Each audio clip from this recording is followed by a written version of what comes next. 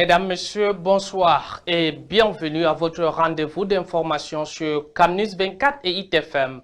Votre édition spéciale 20h s'ouvre avec l'actualité présidentielle 2025. Le vendredi 17 juillet, le siège de l'ECAM à Yaoundé a enregistré une forte affluence avec la soumission de 11 dossiers de candidature pour le scrutin du 12 octobre à venir, marquant ainsi les premières manifestations d'intérêt pour la course à la magistrature suprême. Dans ce journal, nous parlerons également de la promotion du genre. Un élan d'autonomisation féminine se dessine dans le Mayo-Louti. Le centre de promotion de la femme et de la famille de Guider vient de couronner les efforts de plus de 50 femmes issues des 16e et 17e QV. Formées dans divers domaines, ces lauréates sont désormais parées pour conquérir le marché de l'emploi. C'est tout pour le sommaire. On se retrouve tout de suite.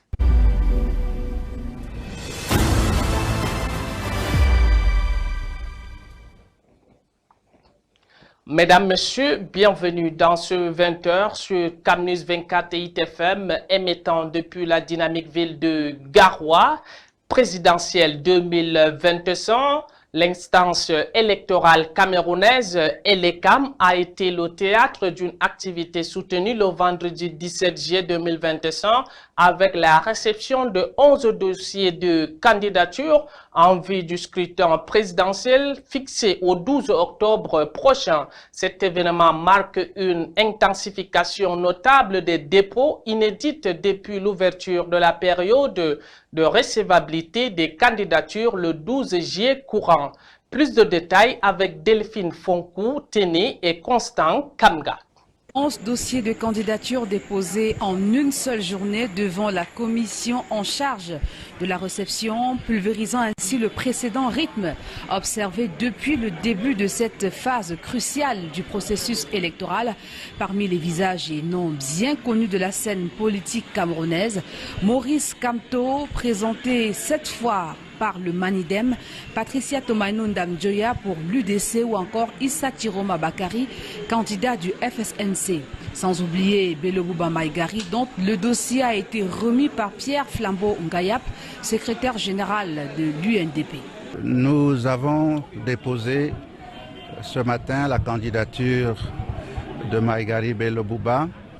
Nous venons demander au peuple camerounais souverain de peser de tout le poids du pouvoir qu'il a, du choix de son prochain président de la République. Je mesure l'immensité de la tâche qu'ensemble nous devons abattre afin que notre nation, la plus de toutes les nations, la plus belle de tous, redevienne ce qu'elle n'aurait jamais dû cesser d'être, à savoir une nation fière, économiquement prospère, respectueux des lois et de la dignité humaine. Fait marquant de cette journée intense, un dossier acheminé par voie postale, celui de Léon Taylor Onana, représentant une seconde candidature pour le RDPC.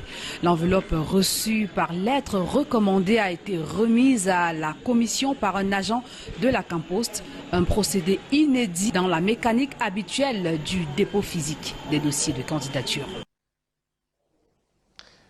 Restons toujours dans la présidentielle 2025.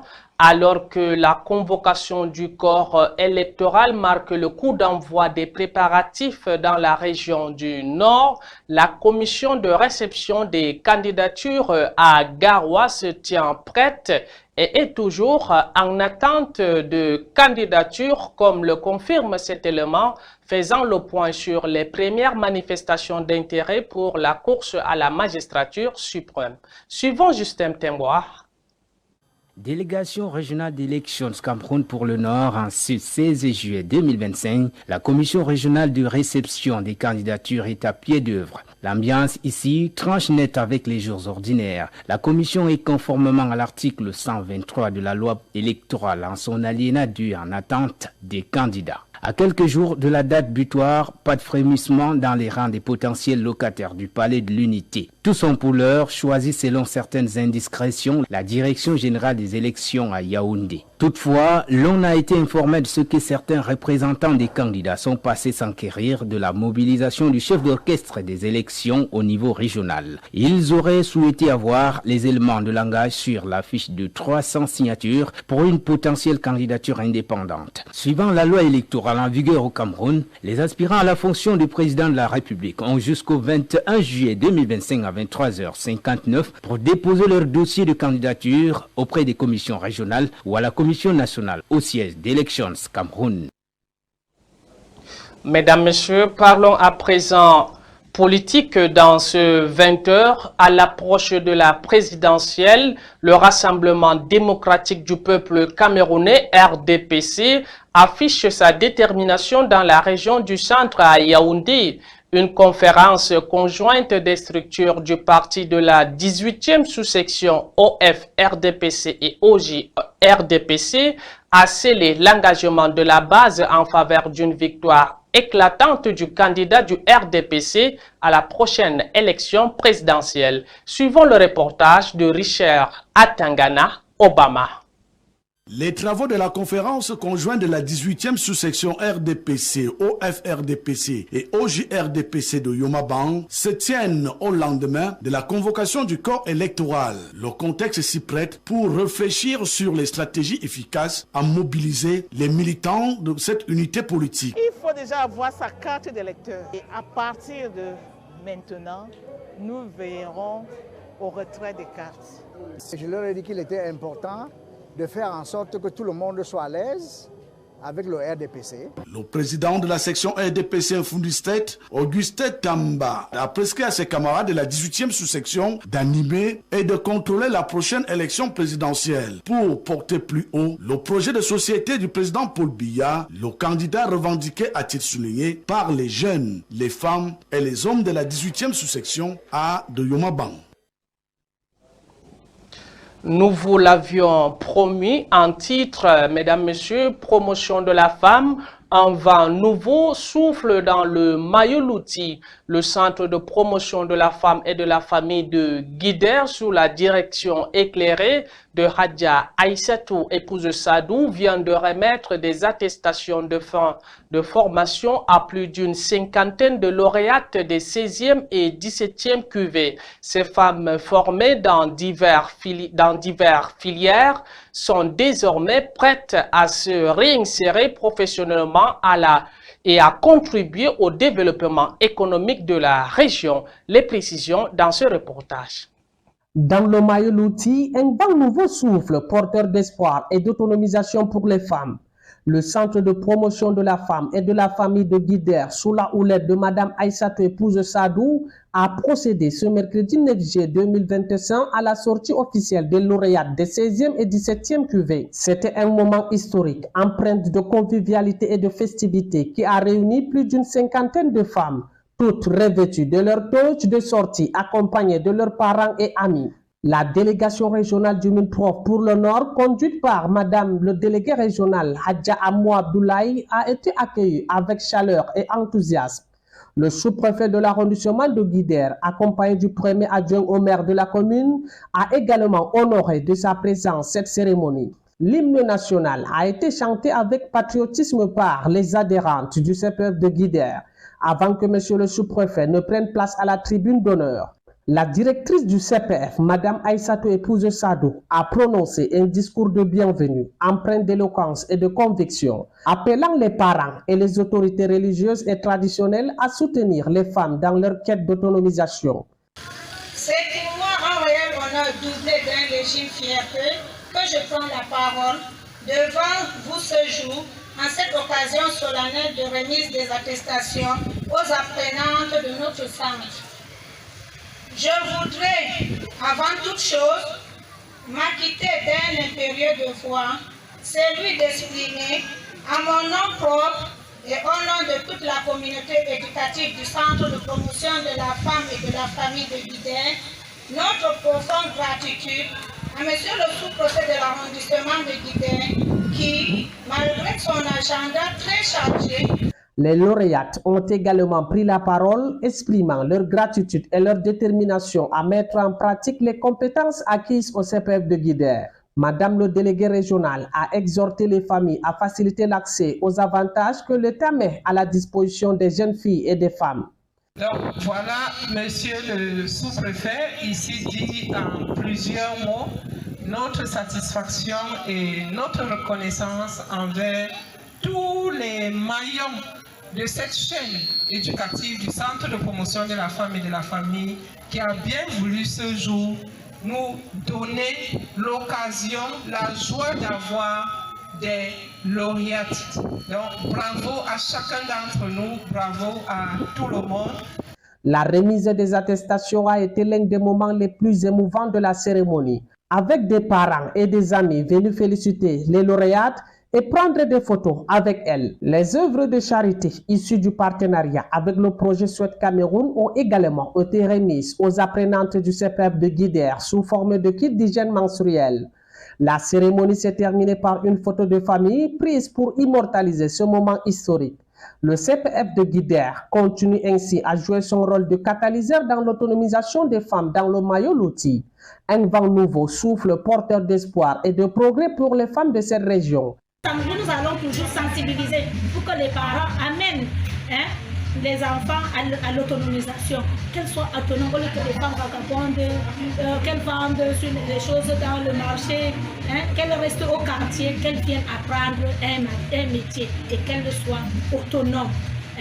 Le Centre de promotion de la femme et de la famille de Guidère, sous la direction de Madame Aïssatou, épouse Sadou, continue à œuvrer pour l'autonomisation des femmes et des filles dans le Mayo-Loti. Un exemple à suivre pour les autres régions du Cameroun. Place à la diplomatie à l'étranger. Donald Trump a tenté le mardi dernier d'éteindre la polémique croissante autour de l'affaire Epstein en se disant favorable à la publication d'éléments crédibles du dossier, tout en disant ne pas comprendre pourquoi tant de ses partisans s'y intéressent. Suivons le récit de Ludoviski de Fokou. C'est une question qui embarrasse Donald Trump et son administration. Après avoir exploité l'affaire Jeffrey Epstein à des fins de campagne électorale, le président américain dit ne pas comprendre pourquoi le public continue d'en parler. Je ne comprends pas pourquoi l'affaire Jeffrey Epstein intéresserait qui que ce soit. C'est une histoire ennuyeuse. C'est réglé déjà, mais c'est une histoire ennuyeuse. Je ne comprends pas pourquoi ça continue. Je pense que seules des personnes vraiment mal intentionnées, y compris celles qui propagent des fake news, veulent perpétuer ce genre de choses. Jeffrey Epstein est un délinquant sexuel condamné dont le nom est devenu synonyme d'une méfiance de plus en plus large envers les médias et les institutions. Son suicide dans sa cellule en 2019 et l'affaire de trafic sexuel de mineurs à laquelle son nom était associé enflamme une frange de la droite américaine persuadée qu'il a été assassiné pour empêcher des révélations impliquant des personnalités de premier plan qui apparaîtraient toutes sur une liste. Tout est lié à la décision prise la semaine dernière par le ministère de la Justice de ne divulguer aucun document ni détails supplémentaires concernant l'enquête Epstein. Cela a surpris des éléments de la base électorale de Donald Trump. Il s'attendait à la révélation de nouvelles informations importantes. L'occasion est trop belle pour l'opposition de s'engouffrer dans la brèche et demander à ce que toute la lumière soit faite sur cette affaire. Ce ne sont pas les démocrates qui ont mis l'affaire Jeffrey Epstein sur la place publique. Il s'agit d'une théorie du complot que Donald Trump, Pam Bondi et les extrémistes MAGA attisent depuis plusieurs années. Et maintenant, ils récoltent ce qu'ils ont semé. Pam Bondi, la ministre de la Justice, refuse désormais de répondre aux questions sur Epstein, mais la Maison-Blanche lui demande de rendre public ce qu'elle estime crédible. Parlons économie. Dans ce 20h, Tibati, la ville grenier du Cameroun, découvrait les richesses agricoles et les potentialités économiques de cette ville située dans la région de l'Adamawa et chef-lieu du département du Djerem, dotée de terres fertiles, de ressources minières et d'un potentiel touristique promoteur. Zaidou Amadou, notre guide depuis Tibati. Niché au cœur de la région de l'Adamawa, Tibati est souvent qualifiée de ville grenier du Cameroun. Sa richesse en ressources agricoles en fait un véritable pilier pour l'économie locale. Nous plongeons dans cette ville dynamique où les traditions se mêlent à la modernité. Les marchés de Tibati vibrent au rythme des échanges. Ici, les agriculteurs locaux viennent vendre leurs produits frais, maïs, haricots et tubercules. Chaque étal regorge de couleurs et de saveurs, témoignant d'une terre fertile et généreuse. Mais Tibati ne se limite pas seulement à son agriculture. La ville est aussi un carrefour culturel où se rencontrent différentes ethnies. Les festivals traditionnels rythment la vie des Tibatois, célébrant leur héritage et leur unité. Malgré les défis auxquels elle fait face, notamment les changements climatiques, Tibati s'engage à préserver son identité tout en évoluant vers l'avenir. Les initiatives locales visent à améliorer les techniques agricoles et à renforcer la résilience des communautés. Enfin, Tibati est bien plus qu'une simple ville, c'est un symbole d'espoir et de détermination pour ses habitants. Dans ce grenier du Cameroun, chaque récolte est une promesse d'avenir. Posons nos valises une fois de plus dans la capitale politique du Cameroun. Conflit d'héritage des biens. Une affaire de succession a failli tourner au drame à Yaoundé, précisément au quartier dit Colbisson. Une dispute entre membres d'une même famille polygame dégénère en violente confrontation pour le partage des biens laissés par le chef de famille. Le voisinage choqué a alerté les forces de maintien de l'ordre pour calmer les esprits. Reportage de Marcelin Gapsou et Rodrigue Ngassi. Dans cette scène d'une rare violence, on voit deux individus armés de machettes s'en prendre à deux personnes. Les faits se déroulent au lieu du Derrière Pharmacie, au quartier Colbisson, dans le 7e arrondissement de la capitale. En fait, il s'agit d'une affaire d'héritage, donc de partage d'héritage au sein d'une famille, notamment la famille Aboda Tchala. Les membres de la dite famille, qui est une famille polygamique, aujourd'hui se trouvent dans une situation où l'aîné de la famille ne veut pas procéder au partage de l'héritage en tant qu'administrateur des biens, ce qui a plus ou moins mis en colère les membres du second lit. Et les enfants issus donc de ce lit ont décidé de se faire justice. Nous tentons de comprendre comment on en est arrivé à cet affrontement à la machette, digne d'un film d'action. Flanqué de quelques éléments des forces de sécurité, nous descendons au sein de la famille, où la première épouse nous offre son hospitalité. Je me suis marié régime monogamie, bien commun. J'ai accouché 2 enfants. Avec le temps, mon mari dit qu'il veut beaucoup d'enfants. Pourquoi je n'accouche plus? Il a pris alors, voilà la deuxième femme qui cherchait les arachides là. Et il est alors encore allé prendre la troisième. Et c'est les enfants de la troisième là qui fait tous ces bruits. En dehors des blessures infligées à un cousin qui était de passage, les dégâts matériels sont plus ou moins importants. Ils sont à mettre à l'actif du nommé Aboda Pascal Pierre, aidé par ses 2 frères, dont le militaire. Il y a un homme en tenue, un caporal nommé Angama Steve, qui serait un élément de bille, accompagné de certains membres de la famille, notamment Aboda Pascal, Pierre Ngongo, Aboda Luc Joseph, ont fait usage des machettes, comme vous l'avez vu dans la vidéo. Et vous-même, vous pouvez imaginer ce que cela pouvait créer comme bilan. Toujours est-il que les mises en cause ont été interpellées et répondront de leurs actes devant les juridictions compétentes. Comme vous le savez, force demeure toujours à la loi. Nous avons saisi la CEMIL qui a pu plus ou moins interpeller le caporal et même aussi les membres de la famille, mais compte tenu de ce que c'est une affaire purement civile, nous avons pensé qu'il fallait mettre les civils à la disposition de la gendarmerie, de la brigade de gendarmerie de Colbisson, afin que ces derniers répondent de leurs actes comme il se doit. Ce n'est pas la première fois que des litiges fonciers et autres conflits familiaux liés au partage des biens se règlent dans la violence, alors même qu'il existe des mécanismes juridiques susceptibles de résoudre ce type de problème sans effusion de sang. La lutte contre la consommation du whisky en sachet a le vent en poupe au Cameroun.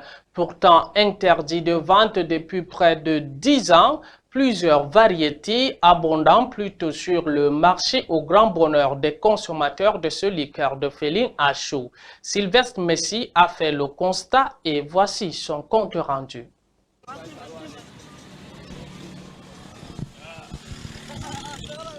Il est environ 12 heures. Sous un soleil d'aplomb, ces jeunes visiblement mineurs dégustent avec appétit un sachet de whisky de 43 degrés d'alcool made in Cameroun. Comme lui, de nombreux consommateurs en raffolent. Il prend au moins 4 par jour. Matin, il prend 2. À partir du soir, il prend 2. J'ai dosé 3 sachets là-dedans parce que la moyenne n'est pas très forte. Sa capacité, c'est virgule 65, c'est petit pour moi. Sur le marché, près d'une dizaine de variétés de ces petits sachets ont ravi la vedette au whisky en bouteille et à plusieurs boissons alcoolisées. Par jour, Jean-Michel écoule plus de 200 sachets de ce produit. Paquet au moins c'est 8 cartons en paquet. En carton au moins 10 cartons. Oui. Oui. Un paquet peut contenir combien de 20 sachets à l'intérieur, c'est 1600. Si tu as ton 500, tu prends 5 noms, tu saules bien. Mais la bière, sauf que tu as 700, mais ça, même 300, tu vas saouler. Tu es net avec les gens qui boivent la bière. Dans le milieu des consommateurs, le produit qui a pris pour nom de code Big Bleu, Frappant ou encore Tchoum est devenu une sorte de thérapie. Et quand je bois le cachou comme ça, c'est quand j'ai les nerfs. Quand je suis énervé comme ça, je prends ça pour baisser un peu les nerfs, pour oublier certaines choses. Mon sachet, c'est trop efficace. Ça me lève le mental. Voilà. Dès que quand je prends, je suis fier. Parce que c'est le seul whisky qui coûte moins cher sur le marché. Avec 100 francs, tu as un whisky, avec 100 francs, tu peux saouler. Parce que le moins cher coûte parfois cher avec des conséquences néfastes sur la santé, beaucoup préfèrent ne pas passer à côté de ces sachets. Moi, je ne peux pas prendre parce que c'est un whisky ferraté. Par contre, moi, je prends du bon whisky, consomme du bon whisky. Depuis 2014, la vente de whisky en sachet est proscrite au Cameroun, mais les producteurs, les commerçants et les consommateurs semblent indifférents. Le marché du whisky en sachet a plutôt le vent en poupe.